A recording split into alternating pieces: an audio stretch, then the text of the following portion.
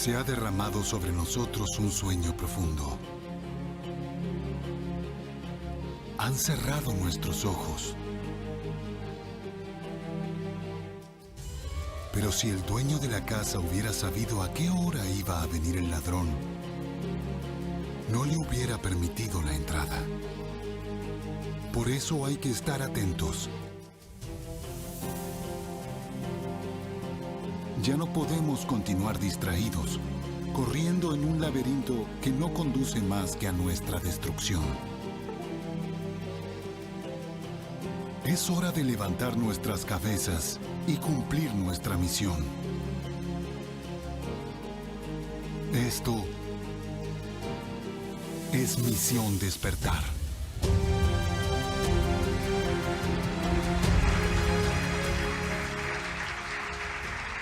Muy buenas noches a todos, bienvenidos a Misión Despertar.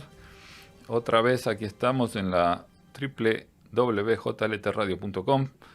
Para toda nuestra audiencia, un saludo a todos, acá estamos al pie del cañón. Es el cumpleaños de Eileen Silverberg, le mandamos un saludito, happy birthday. Y nuestro conductor está enfermito, también le mandamos un saludito, esperemos que se recupere pronto. También le quería mandar un saludito a Ruth, que nos bautizó Misión Imposible, pero es Misión Despertar, Ruth. Estabas mirando otro canal, creo. Pero te agradezco por haberme mencionado. La intención es lo que vale. Sí. Y nuestro operador Juan Mauricio, que aquí está, como siempre, a pie de cañón. Nos dejaron solos hoy, ¿eh? Nos dejaron solos. Vamos a remar en dulce de leche. Más para nosotros. Más para nosotros. Sí, o sí. Se puede decir mejor solo que mal acompañado. No, les va a caer mal, les va a caer mal. No, porque después vienen los reclamos. No. Okay. Más para nosotros está bien. Y hoy tenemos dos temas alucinantes. Uno de ellos es la isla de la cual no se regresa, que vamos a empezar por ahí, y luego tenemos el paso del diablo. Las dos cosas yo sé que suenan un poquito espeluznantes, pero son dos misterios que mucha gente está tratando de dilucidar todavía. Por ejemplo, el paso del diablo se continúa investigando, todavía no han encontrado nada, o dicen no encontrar nada, y voy a empezar, primero voy a dar los números de teléfono, si están llamando por WhatsApp, es el 786-315-0689. Y si quieren llamar al estudio, 305-521-3434, pueden hablar conmigo directamente. Voy a contestar todos los saluditos que pueda hoy.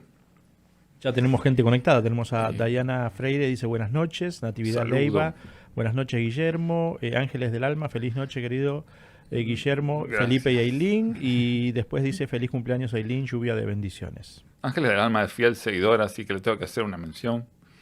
También Esteche de Uruguay, hay varias personas que nos siguen, Vicky, y gracias por seguirnos. También gracias a los patrocinadores que confían en nosotros y gracias a las donaciones que nos dan. Vivian Pena también dice saludos Guillermo, está de vacaciones con la familia y paró todas las rotativas para ver el programa. Gracias Vivian, ídola. Sí, gran cantante también. Entonces, bueno, vamos a hablar de una isla que realmente se llamaba la isla de la cual no se regresa, la isla de no retorno, la isla de que el que iba no volvía, y el nombre verdadero se llama Barza Kelmes. Está en una región de Kazajistán. Es uno de los lugares más misteriosos y llenos de leyendas extrañas. Ahí lo que se ve es lo que era la isla, pero se fue secando el agua, ¿okay? Era el mar Aral en su momento. Es un lugar de muy difícil acceso, ahora es prácticamente un desierto, no hay muchas rutas que lleven hasta ahí. Entonces, pero la isla, ese lugar, parece que había un portal de energía o algo, porque pasaban cosas muy raras. También hay mucha información falsa sobre esta historia de esta isla. Sin embargo, es posible que se hayan fabricado historias falsas porque en la antigua Unión Soviética, que estaba ahí metida, aparentemente estaba haciendo algunos experimentos ilícitos.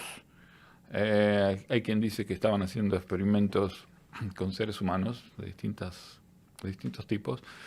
Y posiblemente las historias falsas son una manera de desinformar y de ocultar la verdad, ¿no? de lo que estaba pasando realmente ahí.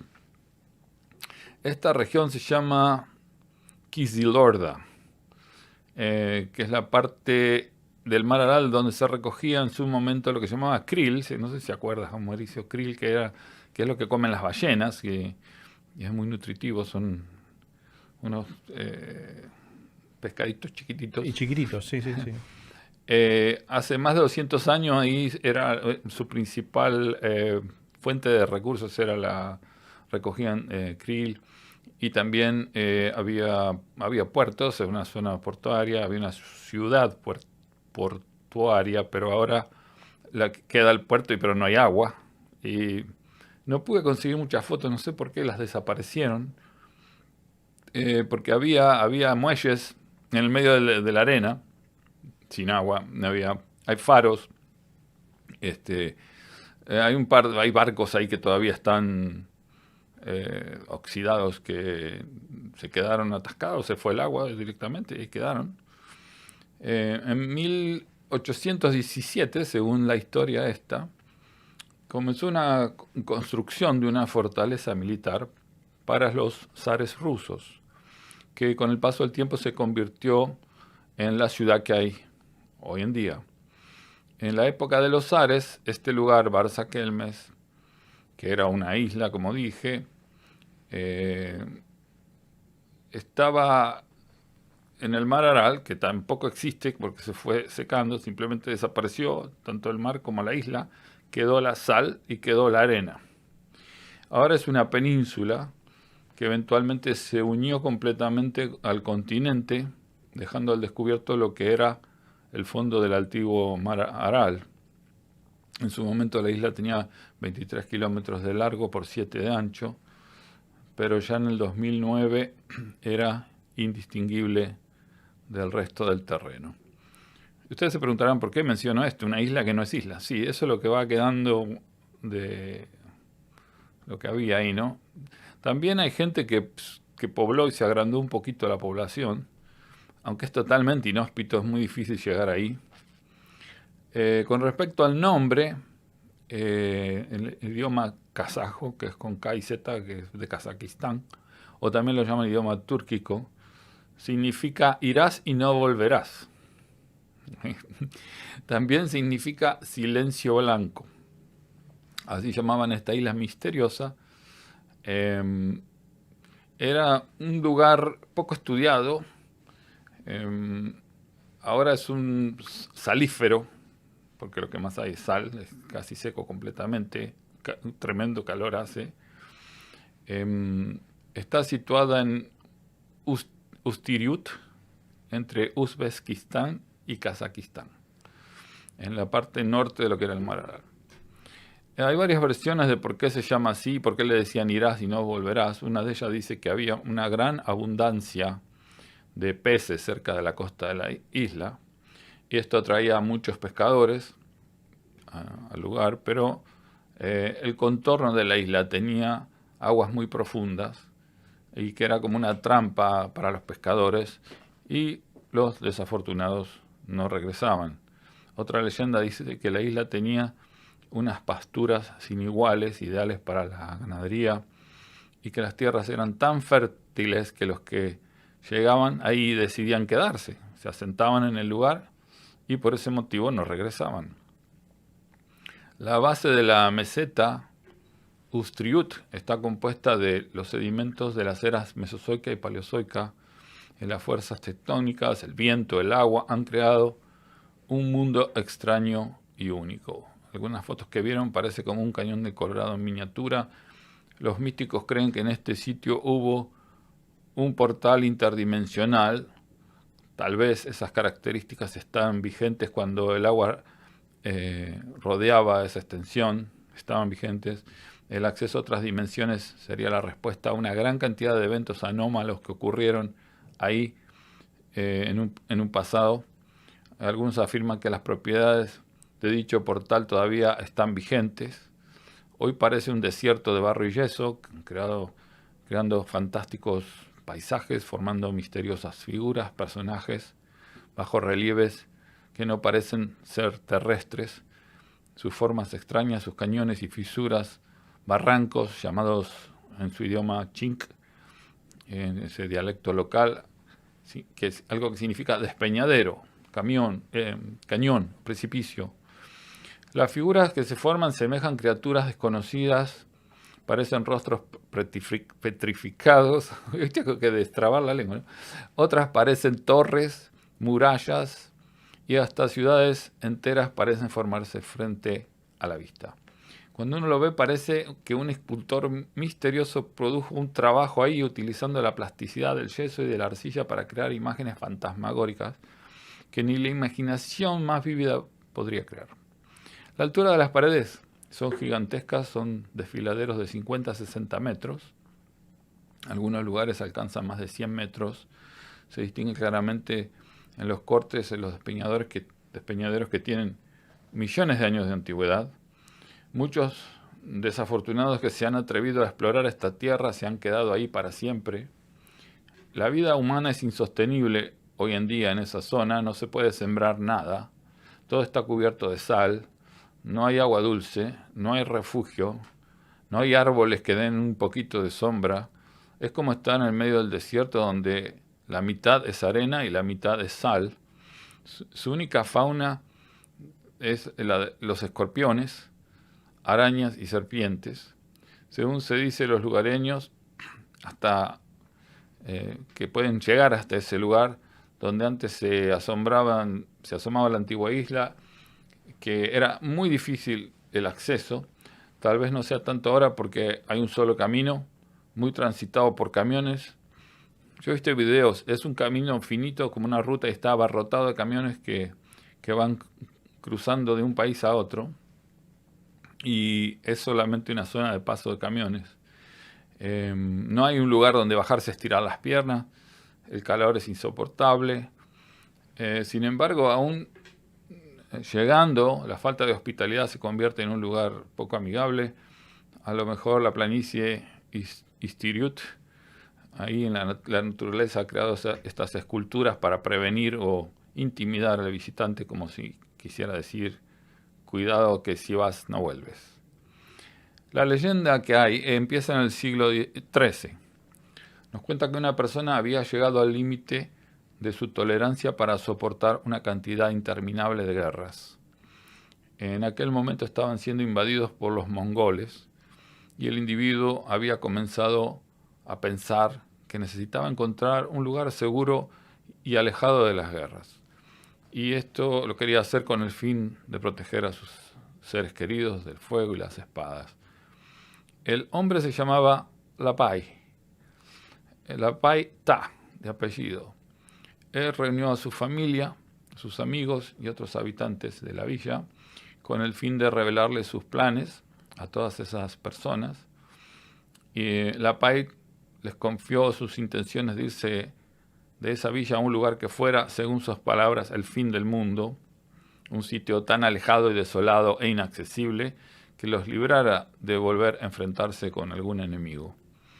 Unos días después tuvo un sueño profético donde vio a un viejo sabio de blancas barbas, quien le indicó que había una isla de verdes pasturas y lagunas, y que si decidía mudarse a ese lugar, sus descendientes vivirían el resto de sus vidas disfrutando de gran abundancia. El viejo sabio le dijo a Lapai Ta que si resolvía mudarse a esa isla podía dar de pastar a sus ganados, cazar aves y animales, pero que le advertía que nunca se le ocurriese tocar a los cisnes de ese lugar. Toda la villa decidió mudarse a la isla, estuvieron de acuerdo con él y sus vidas mejoraron enormemente. Con el tiempo fueron llegando otros inmigrantes que también decidieron establecerse en ese lugar y que también tuvieron una vida pacífica y gran abundancia. Pero llegó el momento en que los descendientes de Lapai Ta ya no conocían los consejos que le dio el viejo sabio en sus sueños, porque a nadie se les ocurrió tener un registro histórico de lo que pasaba. Y el sueño profético dejó de comunicarse, estas nuevas generaciones, totalmente ignorantes de lo que les esperaba, con lo que emprendería, empezaron a cazar cisnes. En ese momento la vida de la isla comenzó a declinar. Empezaron a aparecer serpientes, algo que antes no había. Y las serpientes empezaron a atacar a las personas, diezmando la población. Eventualmente acababan con toda la isla con toda la vida de la isla. Tal vez el nombre Barsakelmes viene de esta leyenda de los que cruzaron al otro lado del gran río, como lo llamaban, para llegar a la isla de la que no se regresa. Desde entonces, los que viven ahí tratan de evitar a toda costa acercarse al lugar. Hace unos 80 años que se secó el mar Aral y la región de lo que fuera la isla Barsakelmes prácticamente desapareció de los mapas. Y al igual que las aguas, las personas se fueron corriendo a otras regiones. Lo que era una zona pesquera con muelles y centros de procesamiento de peces quedaron en medio de una tierra seca, ya que el agua del mar se alejó más de 100 kilómetros. Ahora, en 1848 fue el descubrimiento de la zona protegida por el gobierno ruso como reserva nacional, porque siendo un desierto, les pareció una buena oportunidad para iniciar estudios de zonas desérticas. Y ahí hay una foto que muestra cómo está en la actualidad, que dice Reserva Nacional del gobierno ruso. Es otra que tiene como un ciervo o algo así. Ahí está. Eso es lo que hay en este momento ahí. Uno de los peligros de moverse por esos lugares es que frecuentemente se encuentran fosos y aberturas cubiertas por una fina capa de sal que parece ser parte del suelo. En cualquier momento uno puede pisar esta capa de sal y caer en una cavidad muy profunda y desconocida. En el norte la sal brilla y se parece a témpanos de hielo que cubren todo el entorno. Incluso encandila, molesta la vista caminar por ahí. Los pequeños agujeros que se forman entre la sal se llenan de agua, produciendo la impresión de ser innumerables espejos, y los arroyos de agua cristalina circundantes aumentan la impresión de estar en un lugar congelado cuando realmente hace un calor tremendo. Hace poco tiempo han empezado a extraer sal de ese lugar. Como enseñaron los antiguos habitantes, estos yacimientos alcanzarán para 1000 años de extraer sal de ese lugar. Y en las historias dicen que una vez hubo una expedición geodésica y que había un grupo de científicos en la isla con suficientes provisiones como para instalarse ahí por un mes. Solamente uno de los científicos volvió de la isla. Luego de una semana de ausencia, apareció, pero según su testimonio, él había estado en la isla solamente 2 días. Esta afirmación hizo que las personas pensaran que el hombre había perdido la razón o que tenía algún problema. Los miembros del resto de la expedición nunca regresaron. Así que él pensó que había estado 2 días, ¿no? Cuando estuvo un mes. Al poco tiempo pasó algo muy parecido, algo que involucra a un piloto de la Fuerza Aérea Americana y a un ciudadano mexicano también. Este hecho, que es similar a lo que pasó en la isla de Barsakelmes, ocurrió cerca de las Islas Canarias, en la isla que se llama San Dorondón, que aparece y desaparece. Esta isla, los cartógrafos la ponen en los mapas y de pronto no está más. Cuando la quitan del mapa, vuelve a aparecer. Pues no estoy mintiendo, búsquenlo. Cuando yo leí esto, dice, esto es ciencia ficción. No, la isla aparece y desaparece. No sé si es que el agua sube y baja, no sé cuál será el efecto, pero debido a estas características de aparecer y desaparecer o de esconderse detrás de una espesa capa de niebla o de nubes, ha sido llamada la inaccesible. También la llaman la non turbada, la encubierta, la perdida y la encantada. Bueno, tiene varios apodos. En Europa la isla se conoce con el nombre de San Brandán. En el Tratado de Alcácovas, suscrito entre España y Portugal en 1479 para repartirse territorios del Atlántico, que todavía no se habían llegado a navegar, especificaba claramente que San Borondón, que todavía no la habían explorado, pertenecía al archipiélago canario. La bahía de San Borombón, pues fíjate que la otra es San Borondón, con D, este es San Borombón con B, está en la provincia de Buenos Aires, en Argentina.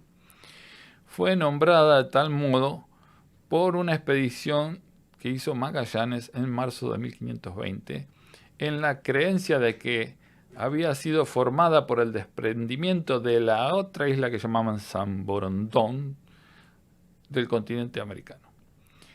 Y hay varias cosas que se hicieron, por ejemplo, en cine, en televisión se hizo una serie que se llama Lost, o sea, Perdidos, y es esa isla, lo que muestran ahí en Lost es esa isla. Y también está la isla de la fantasía. Hay una abundante información, tanto científica como cartográfica, sobre el curioso comportamiento de esta isla que aparece y desaparece, que empezó en 1367. Pero luego está el caso del aviador americano, que era un aviador que surcaba por la región, que también fue el experimentador de circunstancias muy anómalas. El avión donde volaba dejó de funcionar, cayó al mar. El mismo protagonista de esta odisea cuenta que una niebla lo rodeó y que luego, nadando hasta una isla, llegó ahí exhausto, donde estuvo unos meses. En la isla había personas de tipo nórdico. Hemos hablado acá varias veces de los nórdicos, de los arios. A veces los llaman de las Pléyades, esa tipología, con una tecnología muy avanzada, pero que aún vivían en chozas y vestían ropas muy simples. Yo estas características y esta historia la escuché por historias de personas que tuvieron experiencias con objetos voladores no identificados. Parecen ser primitivas, pero no, son muy avanzadas, pero viven de forma muy natural. Y no tienen calzados, tienen chozas. Lo curioso fue que, a pesar de tener un avance tecnológico tan superior, este hombre decía, ¿por qué viven como en la época donde no existía la tecnología? El piloto fue tratado de una manera tan agradable que no quería irse del lugar. Y los habitantes de ahí no querían que se fueran. Pero al poco tiempo el hombre empezó a extrañar a su familia y sus anfitriones le empezaron a preguntar, ¿no?, que por qué le pasaba, que por qué estaba triste. Un día todos los habitantes de la isla se reunieron a deliberar, lo llamaron y le dijeron que habían decidido que sería mejor para él que volviera con su familia, porque no podría ser feliz en ese lugar, alejado de sus seres queridos, que siempre los iba a extrañar. El piloto, que realmente estaba sufriendo una forzada separación familiar, aceptó la propuesta, aunque en ese momento no sabía bien si quedarse o irse. Estos seres benevolentes lo llevaron a un bote, lo pusieron en un bote donde se había caído su avión. Él apareció en ese lugar donde el avión había caído. Unas horas después fue detectado por los guardacostas y lo rescataron. Pero para su sorpresa, cuando empezó a hablar con los guardacostas, les dijeron que él se había perdido por 10 años y que ahí no había ninguna isla, que lo encontraron a la deriva en el mar. Entonces él dijo, ¿no vieron que unos seres me pusieron en el bote? No había nada ahí, no había isla, no había nada. No sabemos dónde sacó el bote. Luego hay un caso de un ciudadano mexicano que también cuenta una historia similar, que hubo un tiempo en que se dijo que la Unión Soviética tenía una zona secreta ahí, donde habían instalado varias bases militares y habían desarrollado nuevas armas, junto con experimentos macabros. Pero se cree que lo que realmente hacían era experimentar con personas, además de tratar de sacar ventaja de las rarezas que se producían en el corazón de esa isla. Trataban de entender las anomalías y ver si las podían usar a favor de ellos de alguna manera. Al parecer existían unas emanaciones invisibles que distorsionaban el tiempo y el espacio. En la misma serie Lost de televisión se ve exactamente esto, y casi al final se dan cuenta que hay una distorsión del tiempo. Y bueno, y luego tenemos el caso de un tanque ruso. Este fue tremendo porque en este momento había una desinformación metódica, ¿no? Pero no se sabe si esto fue leyenda o fue de verdad. Sí, esto fue como en 1900. Debemos considerar que no se sabe exactamente el año 1900, 1959. Un grupo de personas se refugió en la isla para protegerse de ese terrible invierno. Y al llegar la primavera no se vuelve a oír de estas personas. Y por tal motivo los familiares se ponen a buscarla, a hacer una búsqueda. Y un grupo de familiares que llega a la isla, la mitad de ellos entra a la isla a buscar a los familiares y otra mitad se queda en la orilla, en los botes. Y al cabo de varios días, los que habían ido al rescate no regresaron. Entonces los familiares que habían quedado en la orilla decidieron pedir ayuda al gobierno soviético. El gobierno soviético mandó una avioneta, pero no para ayudarlos, sino para sobrevolar la isla y ver si podía divisar a las personas perdidas en la superficie de la isla. Entonces empezó a circundar la isla por el aire, pero se empezó a formar una niebla muy densa. Esta niebla empezó a rodear la avioneta. En poco tiempo los instrumentos de la avioneta empezaron a dejar de funcionar, y esto es algo muy característico cuando hay fenómenos de encuentros con naves de otros planetas. Como por ejemplo el caso de los pilotos que desaparecen en el Triángulo de las Bermudas, que siempre empiezan a fallar los instrumentos, todos los giróscopos, las brújulas, todo empiezan a funcionar mal. El piloto, como estaba totalmente desorientado, pensó que tenía que hacer un aterrizaje de emergencia porque si no, iba a chocar contra algo. Y trató de aterrizar, pero prácticamente destrozó la avioneta en esa bajada. Los dos pilotos que estaban ahí casi pierden la vida en el aterrizaje pero heridos llamaron por radio a la central y dejaron un último reporte que decía algo como: de la densa niebla salen objetos con formas geométricas muy extrañas. Los objetos se acercan tímidamente hacia nosotros y luego se alejan. Y luego vuelven a entrar a la niebla. Esta niebla, cuando se abre, muestra otra realidad del otro lado. Y a esa realidad es donde vuelven estos objetos. Y lo hacen una y otra vez. Vuelven a acercarse a la avioneta con curiosidad y con mucho sigilo. O sea, es como que venían a ver quiénes eran, a explorar quiénes eran los pilotos estos. O sea, quien sea que estuviera ahí pensaba que la isla era de ellos.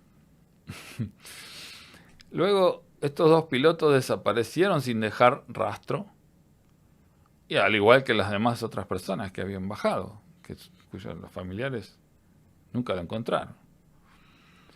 Los soviéticos se sintieron desafiados y un poco heridos en su orgullo militar, porque es decir, ¿cómo puede ser que mandamos dos pilotos profesionales y se viene el avioneta abajo y se desaparecen y no funcionan las radios?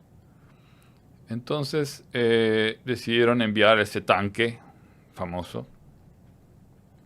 Era un tanque que estaba más o menos en los 1900, entre 1900 y 1930, no se sabe exactamente la fecha de que ocurrió esto. Al parecer hicieron caso al reporte de los pilotos, porque para no perder el tanque, dijeron, ok, lo vamos a mandar hacia la isla y lo vamos a amarrar con un cable de acero bastante grueso para que pueda ir a explorar. Y si se sumerge en la niebla, lo iban a traer con el cable de vuelta, para que no se lo llevaran. Pues vinieron con un barco donde cargaron el tanque, bajaron el tanque, o sea, hicieron toda esta operación. Y bueno, el tanque empezó a adentrarse en la isla, y así cuando empezó a adentrarse empezó la bruma espesa, la niebla esta a formarse. Y el tanque empezó a acercarse a la posición donde la avioneta había tenido que hacer su aterrizaje forzoso. En este punto también dejan de funcionar todos los dispositivos electrónicos y les fallan las transmisiones de radio. Se quieren comunicar, quedan incomunicados.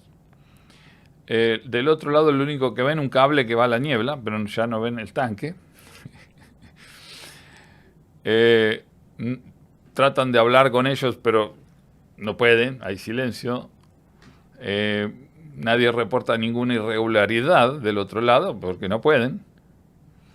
De pronto, cuando se interrumpen las comunicaciones por completo, porque hay un silencio de que se dan cuenta que no es silencio de radio, sino es que no funcionan los aparatos, tuvieron que esperar hasta que se despejara la niebla. Cuando finalmente esto ocurrió, van los soldados soviéticos a buscar este tanque y también querían rescatar la avioneta, querían ver qué pasaba, qué quedaba, qué había grabado.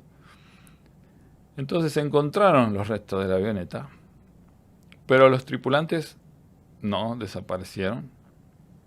Luego se dirigen a este tanque, donde en lugar de tripulantes hay una especie de nieve gelatinosa en los asientos, en el interior del vehículo. Y piensan que eso es lo que quedó de los que manejaban el tanque.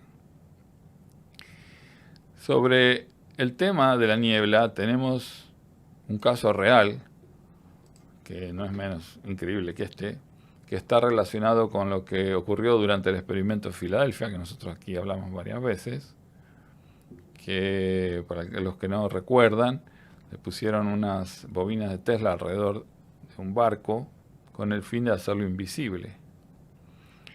Pero lo que pasa es que cuando las bobinas se activan, se forma esa niebla.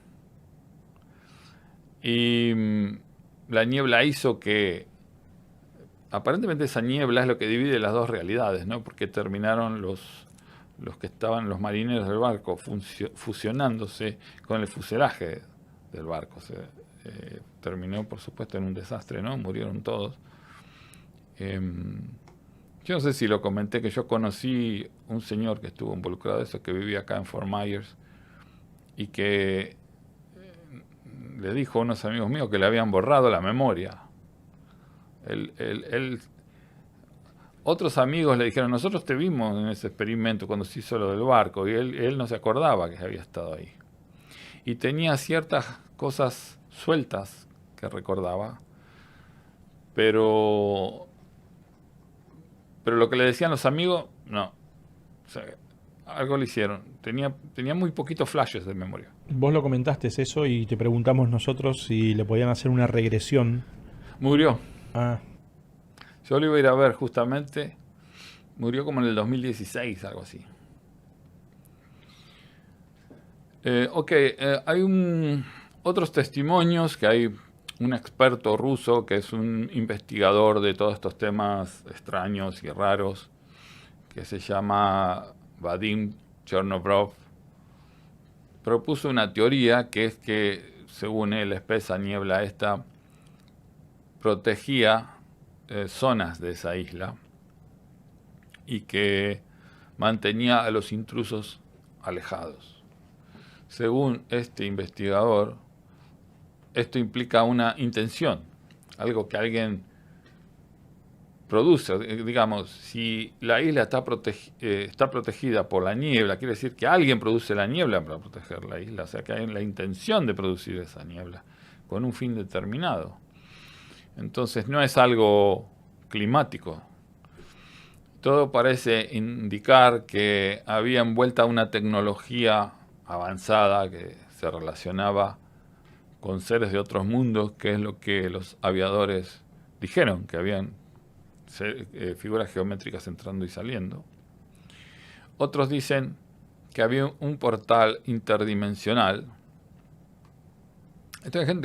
Mucha gente a mí me pregunta, ¿qué es eso de interdimensional? ¿Cómo es el portal?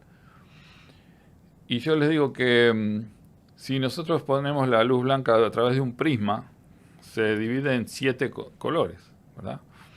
Y cada color, no hay una línea entre un color y otro, sino que están mezclados, ¿verdad? Entonces, si cada color de eso fuera una realidad, si nuestra realidad fuera el color azul, ¿ya? Está un poco mezclada con el color rojo, y ahí hay una realidad violeta. ¿Me explico? Entonces, como todos son vibraciones, y las vibraciones son ondas, las ondas se mueven, y si vamos a decir que las ondas de esta realidad se mueven así, y las ondas de la otra realidad se mueven al revés, ¿ya? Entonces, cuando se cruzan y se mezclan, nosotros podemos ver un poco de esa realidad acá, y ellos pueden ver un poco de nuestra realidad de aquel lado. Eso es lo que pasa en los portales dimensionales. Incluso con tecnología pueden como romper la tela, porque en inglés se llama fabric of space, se llama la tela del espacio. Pueden romper la tela del espacio y hay algo del otro lado. Y bueno, hay muchos puntos en el planeta Tierra donde hay lugares que hay esta energía, que hay portales. Y los que saben de sufismo, los sufis, en esos lugares hacen edificios que los llaman tequias. ¿Y por qué? Porque ahí uno se mete dentro de ese edificio, algo pasa. Se cree que también todas las catedrales y las iglesias grandes de la antigüedad están en lugares así, de que en un momento fue de poder. Por ejemplo, el caso de Lourdes, como sabemos, la iglesia se hizo alrededor del milagro, porque eso ocurría en una cueva y en Francia. Entonces, enseguida hicieron el edificio. Entonces, claro que uno va a ese edificio, algo va a pasar. Pero eso es típico del planeta Tierra, ¿no?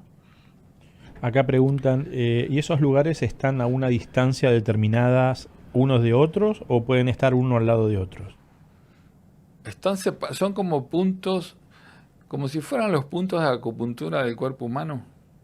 Así están distribuidos sobre la Tierra. Algunos son más importantes que otros. Algunos son grandes y algunos son pequeños.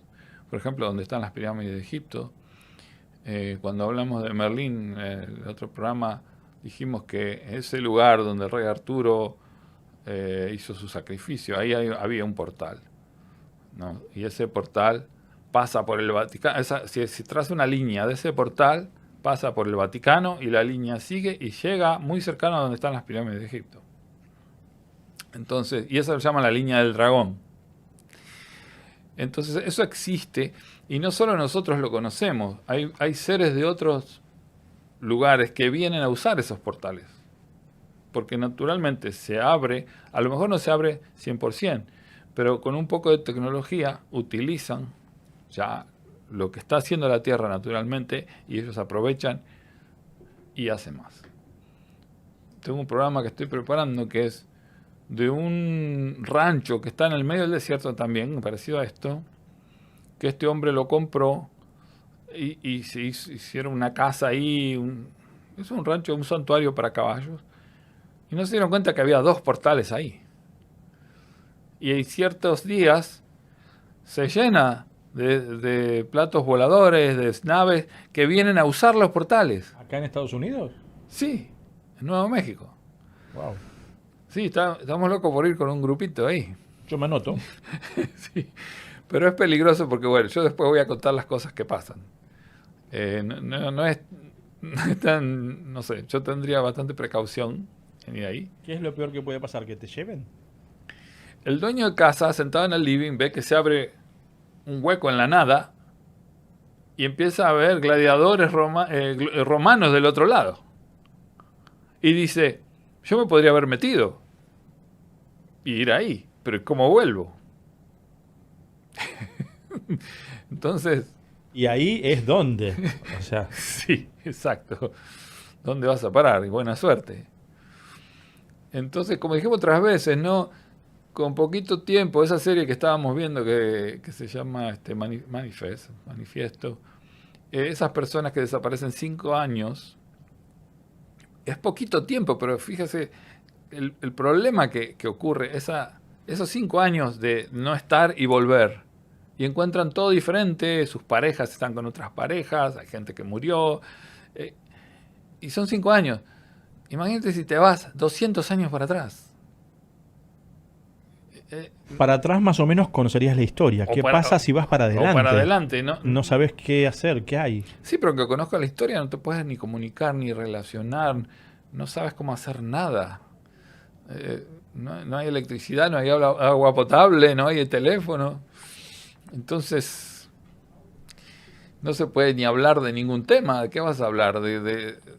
Hay una película, una serie en Netflix, que no me acuerdo el nombre ahora, que hay una mujer que abraza un árbol, no me acuerdo por qué, y el árbol la transporta al pasado y aparece en la era medieval.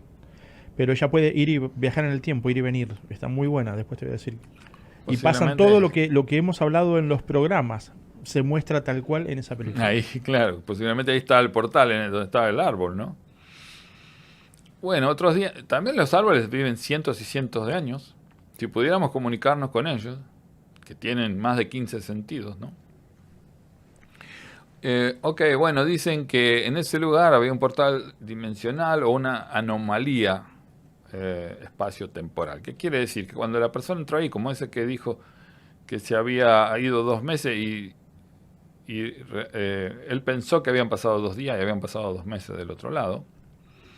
Estos vórtices tienen la característica de hacer que se superpongan las realidades, como dije, 2 dimensiones o más, pudiendo hacerse visible un mundo que desconocemos, que está ante nosotros, pero por causa de este velo que separa las 2 realidades, no podemos acceder a ello.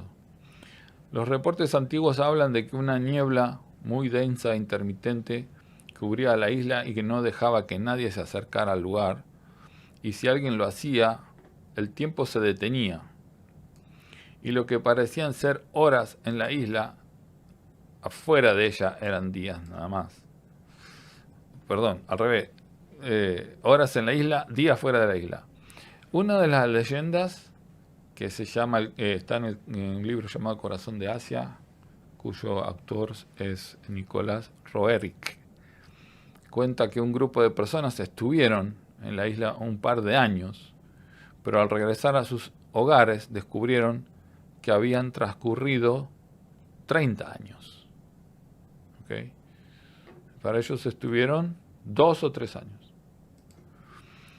Debido a estos testimonios, se especula que la niebla es la que produce la anomalía temporal, pero en mi opinión no. En mi opinión la niebla es un resultado de alguna tecnología que lo causa y entonces al abrir el portal parece que hay una niebla, pero yo creo que tampoco es una niebla. Vaya a saber qué. Exacto. ¿No tendrá como vida propia eso que se parece a una niebla? Vaya a No saber. es que necesariamente hay alguien detrás de eso.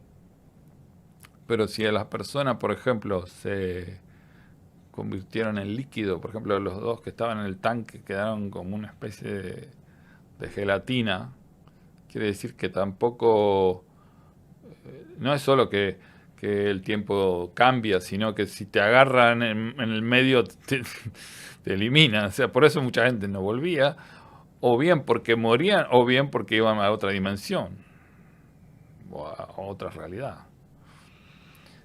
También durante un tiempo se reportan historias de criaturas fantásticas, tales como aves enormes, como los pterodáctilos, por ejemplo, serpientes marinas gigantescas y seres desconocidos que caen en la categoría de lo que se llama criptozoología ahora, como si esa niebla los trajera de otro plano, y eso yo creo que es lo que pasa. Creo que aquí en nuestro planeta es como un muestrario de plantas y de animales y de distintos tipos de vida, y hay seres trayendo cosas al planeta constantemente. No solo animales. Yo conocí una vez una contactada que me dio una especie de, ¿cómo se llama? Un peach, un melocotón, durazno. Y ese durazno salió de una semilla que le trajeron unos seres extraterrestres y ella lo plantó en el patio de su casa. Y era como un durazno, pero con un melocotón le dicen acá, ¿no? Yo creo que eso están haciéndolo constantemente, con por ejemplo el chupacabra, que fue uno de esos que tal vez se les escapó y no lo pudieron agarrar y lo dejaron. Series ciertos animales que aparecen y dicen, no los teníamos clasificados. No los tenías clasificados porque no estaban antes. Y también muchas plantas, muchas cosas en la vida marina, que nosotros no sabemos nada del mar. Yo creo que están constantemente seres trayendo y llevándose muestras también. Eso es lo que te iba a decir. En la vida marina es donde aparecen peces que vos decís, ¿y esto de dónde salió? Ni siquiera en la historia de la humanidad lo hubieran visto nunca. Y con unas formas muy raras, o sea, nada como lo que conocemos, que el pececito, los ojitos, el larguito, no olvídate, o sea.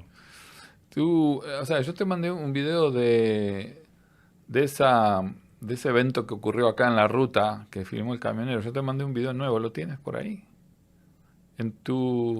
Ok, búscalo porque tiene que ver con esto que estamos hablando. Entonces, voy a hablar de un artículo que se publicó en 1959 que describe un encuentro con pterodáctilos. También había otros pájaros prehistóricos, ya gigantes, que supuestamente estaban extintos. Hay testigos que juran haber visto criaturas con cuellos largos, ¿sí?, parecidos a los dinosaurios, y que salían de la niebla. Los incrédulos dicen que todo lo que ocurre en ese lugar es un cuento, que son historias falsas, que son leyendas. Sin embargo, hay datos que todo el mundo los corrobora. Yo hice una lista de estos datos.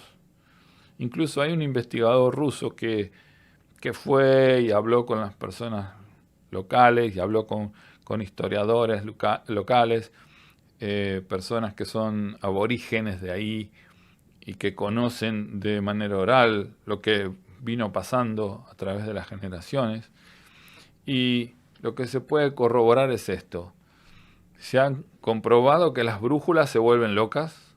Este hombre fue ahora, digamos, este ruso, y la brújula, compás, que le llaman en inglés compás, empezó a dar vueltas como loco, no marcaba el norte. Los relojes dejan de funcionar. Se ha comprobado que cuando los relojes funcionan, el tiempo se atrasa o se adelanta en el reloj. Ahora, no sé si es que el reloj falla o que realmente el tiempo está transcurriendo de una manera diferente y el reloj lo está marcando bien. Hay extensos reportes de avistamientos de objetos voladores no identificados. Existen casos de muchas personas las que después de una estancia en esta isla, su piel se tornó azul. Hay un par de personas con la piel azul. Otro detalle curioso es que en el cementerio de la isla hay tumbas relativamente nuevas, sin haberse reportado muertes de los lugareños. Entonces, ¿quiénes van a enterrar personas en una isla abandonada que nadie quiere ir? Bueno, también ha habido desapariciones de varios pilotos en la actualidad, los cuales enviaron un último mensaje de emergencia. Al momento de aterrizar, informaron que habían visto naves desconocidas por el lugar. En la década de 1980, un mecánico de barcos llamado Timur Soldazbekov encontró algo parecido a una base militar en ese lugar y escribió una carta informando lo que había encontrado, porque se suponía que no había bases militares ahí. Pero para su sorpresa, al día siguiente volvió al lugar y la base no estaba. Los teléfonos móviles no funcionan porque este ruso que fue a investigar ahora fue con su teléfono y le dejó de funcionar. Así que esto que dije son hechos comprobados, son nueve anomalías comprobadas. Y luego tenemos que en 1929 se estableció en Barsakelmes lo que se llamaba la granja de las ardillas, porque era una granja de ardillas. 10 años después la isla fue declarada Reserva Nacional por la Unión Soviética y extrañamente era una de las reservas nacionales más cerradas de toda Rusia. O sea, era una reserva nacional pero nadie podía ir. Oficialmente el objetivo de la Reserva Nacional era apoyar y facilitar el desarrollo de la población de los kulán, que se llaman, con K, una especie de burro salvaje que hay ahí, que fue traído de la República Socialista Soviética de Turkmenistán. Y en la época soviética era casi imposible llegar a esa isla. Lo que ahí ocurrió durante la mayor parte del tiempo fue del siglo XX, es desconocido.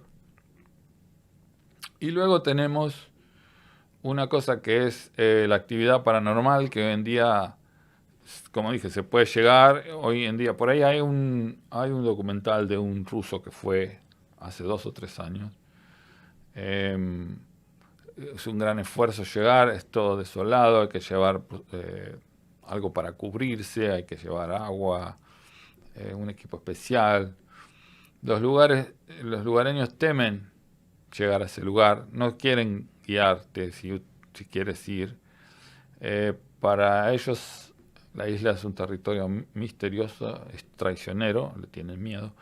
Muchos dicen haber visto que la isla brillaba con un resplandor inexplicable.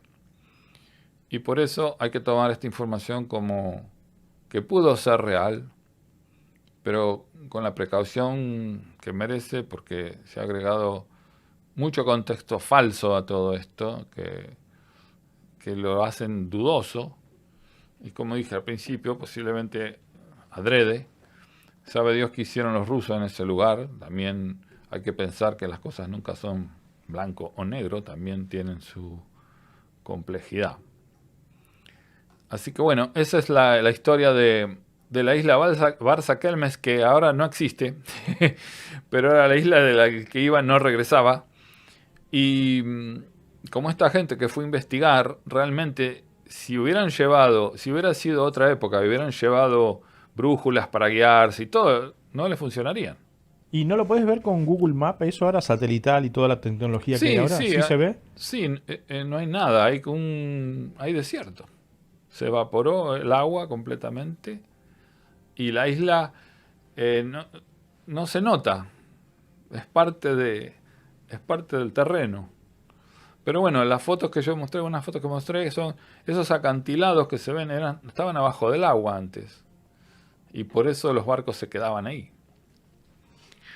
Así que, bueno, esa es la isla de la cual no volverás. Tenemos que ir a una pausa. Recuerden que estamos en Misión Despertar por la www.jltradio.com y ya volvemos enseguidita con más.